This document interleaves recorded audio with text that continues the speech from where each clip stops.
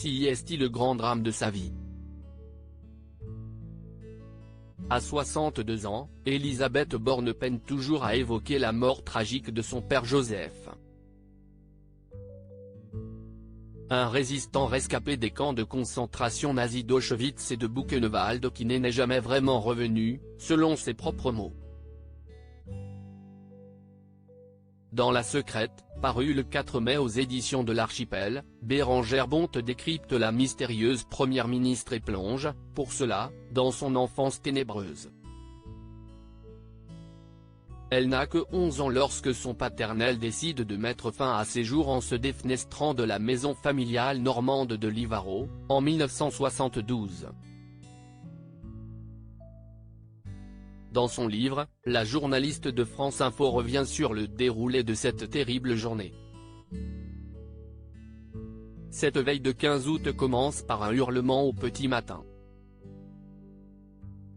Celui de l'employé de maison qui arrive comme chaque jour depuis plus de 50 ans, rapporte-t-elle. Elle remarque un morceau de pyjama dépassant d'un buisson.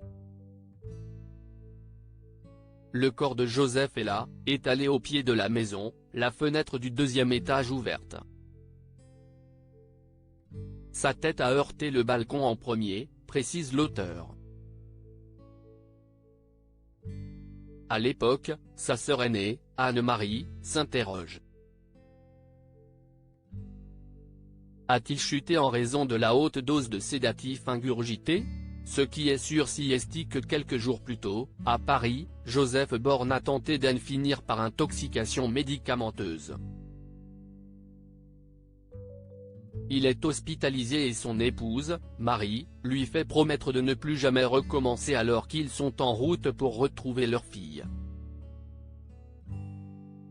Supérieur à Elisabeth Borne, qui sont les hommes qui ont compté dans sa vie ? Ce moment où Elisabeth Borne a disjoncté la dépression du père d'Elisabeth Borne s'accentue à la fin des années 1960. Le psychanalyste de Joseph cesse ses consultations et lui propose un confrère dont il ne veut pas. Ses angoisses sont telles qu'au dire de sa femme, il peut rester figé devant une boîte à lettres à se demander dans quelle fente glisser une enveloppe, écrit Bérengère Bonte dans La Secrète.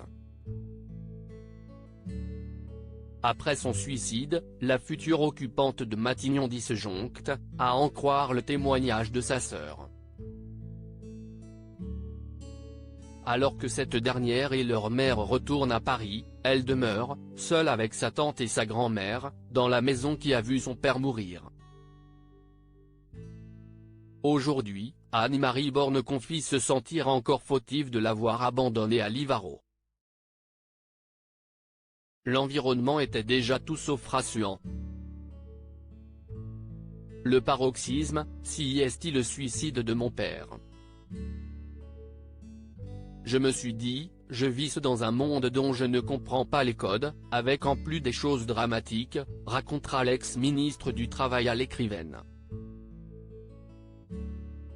Crédit photo, Elliott Blondet Christian Liewig-Poul.